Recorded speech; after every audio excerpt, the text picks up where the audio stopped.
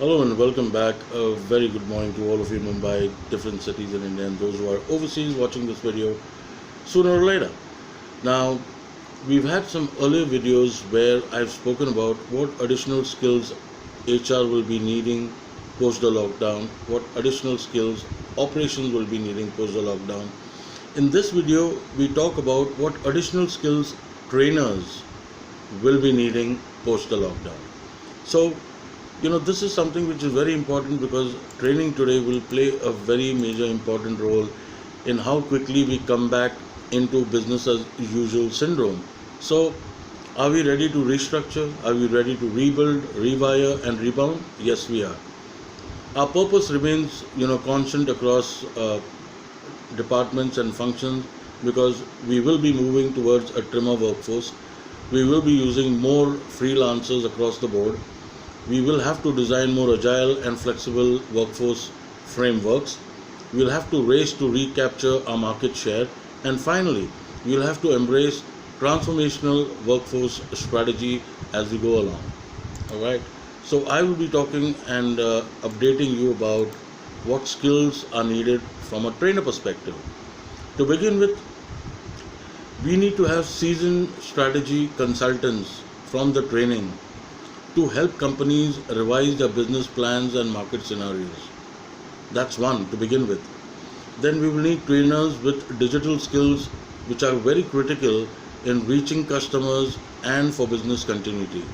So while you're only about training and freelancing and facilitating, now you'll have to build on your digital skills platform as well.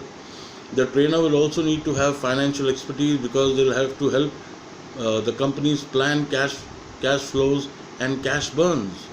They'll have to be able to cut the cash burns at every juncture that they are to show and demonstrate how profitable they can make that organization, the account, the process, whichever matters and whichever they are placed in. Trainers will also have to sharpen their skills as they go along because doing what you've done will help you to get what you've got. If you want to achieve something more, you will have to do something more. For that, you'll have to sharpen your skills. You'll have to sharpen the proverbial saw. So sharpen your saw every now and then. Take a break, sharpen your saw, keep cutting. It's more effective that way. Learning and development is now shifting from the traditional methods of training to a virtual format. So a number of webinars, the number of people getting onto Zoom, WebEx, MS Teams, MS Office Teams is phenomenal. This did not happen in March at all. It kicked off in April, but you folks who have been doing this in 2017, 2018, right, have been doing the right things. Of course, a lot of people would have mocked you then as to why you're going online and what is the reason for it. When India was declared Digital India, that was the signal one had to pick up. Okay, so moving forward, trainers will also have to have learning done virtually, completing the task independently, and then being critiqued in a new trend because they are not used to this. With this, people will learn faster and also they will put in more effort into learning because your time comes down, your elapsed time comes down, your time to learn comes down. Upping and reading will be the order of the day. Transition in training and development as an online resource will increase the accessibility to training and development now. A lot of organizations have a virtual university, and I worked for some which actually have a virtual university where you can actually go and so many courses. I won't take names of those organizations, but they had a very good vision. They had that foresight. So having virtual universities, having a lot of in-house developed programs will help a real great deal for people to upskill themselves. And this has to be measured and monitored. So people have got to be allotted, time for training. Just to let you know, 82.5 hours per calendar year is allotted to each employee for their training and development upgrade. Are you aware of that? 82.5 hours. I mean, I would like to look at it as 90 hours now per calendar year.